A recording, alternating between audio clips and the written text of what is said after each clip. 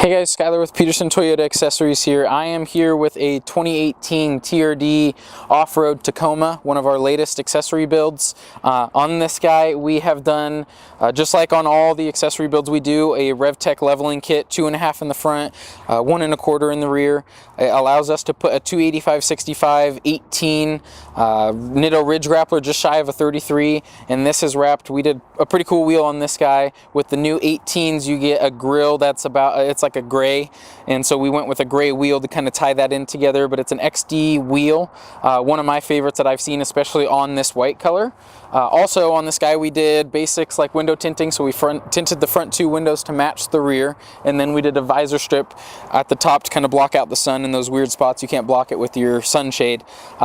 We did a factory Predator tube step with this guy. I love these steps as far as the aggressiveness and the functionality of them. One of my personal favorites. We also did, last thing, is a blackout kit for all of the trucks. So we did the Tacoma badges on the rear portion.